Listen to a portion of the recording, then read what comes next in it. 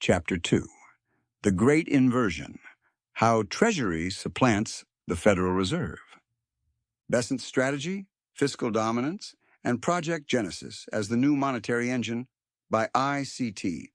The most important macro development of the 2020 to 2030 cycle isn't inflation, interest rates, or debt levels. It is this. The United States is transitioning from a Federal Reserve dominant regime to a Treasury dominant regime. This is the core of Scott Bessent's framework, a blueprint in which monetary power, liquidity creation, and economic direction move out of the Fed's technocratic orbit and into the Treasury's political, fiscal, and strategic orbit. Project Genesis is the technological infrastructure that makes this transformation irreversible. This chapter explains why the shift is happening now, how the Treasury gains effective control over liquidity, the role Genesis plays as the new state capacity accelerator, what this means for markets, credit, and asset pricing. Why the Federal Reserve lost primacy. Since 2008, the Fed has relied on QE-ZIRP forward guidance, bank reserves manipulation, short rate targeting to stabilize the system. But several structural failures broke the Fed's monopoly on macro management. 1. QT cannot run in a highly indebted system. Every attempt at QT ends with repo market stress, treasury market dysfunction, liquidity shortfalls, collateral scarcity, unusual and exigent, Fed facilities. QT is now performative. It can never be permanent. 2. The Fed cannot control inflation without breaking the Treasury market. Raising rates reduces inflation but increases interest expense, refinancing pressure, deficit blowouts, supply/demand mismatches in UST auctions. At approximately $35 trillion in debt, monetary tightening is a fiscal threat. The Treasury cannot allow this. 3. The Fed's models broke publicly. The 2024 to 2025 unemployment revision, 1.7 million jobs, revealed misreported labor conditions, faulty real-time data, overestimated inflation persistence, underestimated labor softness. This shattered the data-driven veneer of independence. 4. The Fed cannot run industrial policy. The Treasury can. America's economic future now depends on AI, semiconductors, quantum, biotech, critical materials, advanced manufacturing, fusion. These require fiscal tools, not monetary tools. 5. Politically, the public blames the Fed for inflation, and Washington needs a scapegoat. The path was set. Monetary power must move somewhere else. It moves to the Treasury. 2. The Treasury's ascendance, the Bessent Doctrine. Scott Bessent's framework is bold but logical. In the 2020s, the Treasury becomes the true center of economic management, with the Fed as an operational arm, not a policy-making authority. This happens through 5 mechanisms. 1. Fiscal dominance. Treasury spending drives economic outcomes. The Fed sterilizes around it.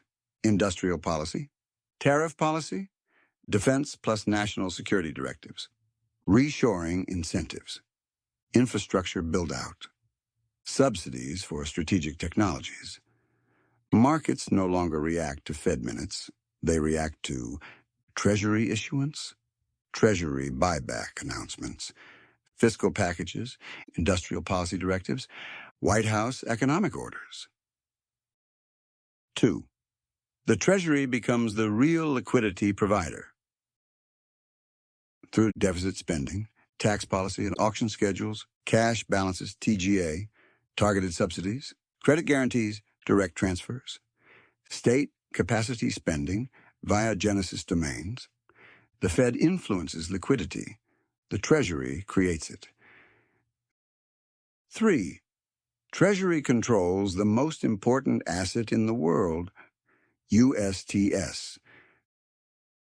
Control the collateral, control the financial system. Treasuries are the base layer for global collateral. Repo markets depend on UST supply. U.S. banking system capitalization depends on UST values. Derivatives use USTS as margin backbone.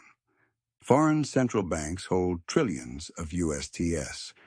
When the Treasury controls supply, maturity, and issuance strategy, it controls rates, liquidity, risk premiums, cross-asset valuations, not the Fed. 4. Treasury integration into national security. Treasury sanctions already weaponize at dollar settlement, cross-border payments, asset freezes, sovereign liquidity. Genesis now extends that power into the technological domain, AI-directed materials discovery, autonomous manufacturing, energy resilience, synthetic biology, semiconductor independence. Economic security equals national security. Treasury equals national security institution. 5. Treasury becomes the allocation engine of the AI economy. Genesis enables state-directed R&D, state-directed compute allocation, state-directed data integration, state-directed scientific acceleration. The Fed cannot allocate resources. The Treasury now can, at compute speed. This is the final brick in fiscal dominance. Third Project Genesis, the technological engine of Treasury dominance. Genesis is the most misunderstood executive order of the decade. Commentators framed it as a science initiative, a national lab upgrade, an AI research platform. But its true function is far more consequential. Genesis is the infrastructure the Treasury will use to run a 21st century AI-accelerated fiscal industrial state. It creates 1. A unified national compute platform, supercomputers plus secure cloud, capable of training scientific foundation models, energy models, materials models, biology models, defense simulation models. This improves state capacity and reduces private sector bottlenecks. 2. The largest integrated dataset in human history, centralized under DOE/Treasury alignment. Genesis unifies federal datasets across energy, health, defense, space, climate, materials, nuclear, manufacturing, agriculture. This is sovereign AI data power. 3. AI agents that can run autonomous research pipelines. This compresses years of R&D, weeks, months of testing, hours. The Treasury controls the scientific acceleration curve. 4. AI-directed production and manufacturing facilities. Automation becomes a policy instrument. This enables reshoring, supply chain sovereignty, energy dominance, semiconductor independence. Treasury power grows with each capability. 4. How Genesis and Bessent reshape liquidity. The old liquidity model, Fed cuts rates, QE buys bonds, markets rally. The new liquidity model, Treasury spending plus Genesis industrial policy plus Fed accommodation equals structural liquidity expansion. Genesis requires decade-scale capital flows, which means constant fiscal outlays, multi-year capital expenditure cycles, strategic subsidies, national-scale investment, stable low real yields, Treasury issuance shaped around capital needs. This forces the Fed into the passenger seat. The Fed cannot run tight monetary policy while Genesis needs capital. The Fed cannot maintain high real rates while Treasury issues trillions. The Fed cannot prioritize CPI over national security R&D. Liquidity is now a fiscal instrument, not a monetary instrument. V markets in the Treasury Genesis regime.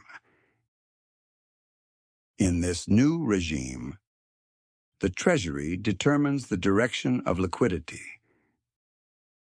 Genesis determines the direction of growth. The Fed manages plumbing and optics. The implications are enormous. Bond markets follow issuance patterns, not Fed projections. Equities follow fiscal industrial flows, not EPS revisions. AI, energy, semiconductors, defense become permanent bid sectors. Cyclicality becomes dominated by fiscal cycles. Liquidity shocks are resolved through fiscal levers, not monetary levers. BTC becomes a liquidity barometer, not a risk asset. Markets become policy assets, not discounted cash flow assets. 6. The narrative architecture protecting Treasury power. The White House framed Genesis as a Manhattan Project, a national AI mobilization, a scientific renaissance, a competitiveness initiative, a national security imperative. These narratives accomplish 3 goals. Make large fiscal spending politically unquestionable. Justify permanent Treasury liquidity programs. Define the Fed as a technical tool, not a policymaker. This is why the narrative matters. To shift monetary power, you must shift the story about who saves the nation. Genesis gives Treasury the hero story. 7. The irreversible nature of the new regime.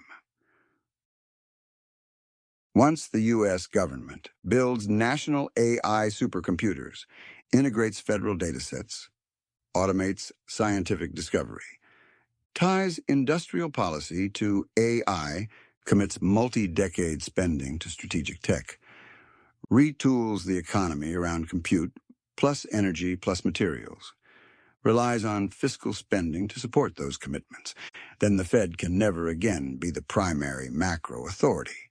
The Treasury becomes the allocator, the architect, the liquidity engine, the capital conductor, the economic mission command. Genesis is the state capacity amplifier. Bessent is the strategist. The Fed is the custodian of plumbing. This is the new macro regime. 8. The Chapter 2 Summary. 1. The Fed has lost control because its tools no longer match national needs. 2. The Treasury is ascending through fiscal dominance plus strategic industrial mandates. Third Project Genesis is the technological and data backbone of this new regime. 4. Liquidity cycles are now driven by Treasury actions, not the FOMC calendar. 5. Asset markets have become fiscal industrial policy instruments. 6. The new macro order is permanent, not cyclical. Next up, Chapter 3. Chapter 3. The Genesis Mission, the birth of the fiscal AI industrial state. How Project Genesis becomes the operating system of Treasury dominance. Project Genesis is being sold as a science initiative, an innovation accelerator, a national AI platform, the mechanisms of fiscal liquidity creation. How TGA issuance, tariffs, and subsidies become new monetary tools. How Genesis creates decade-long liquidity requirements. And where the next asset booms originate. AI, energy, materials, BTC, defense. ICT. If you find this research useful, I'd be grateful if you considered subscribing. Your support directly helps fund deeper modeling and thoughtful breakdowns of emerging digital asset structures like this one. Subscriptions genuinely make this work possible. and sincerely appreciated.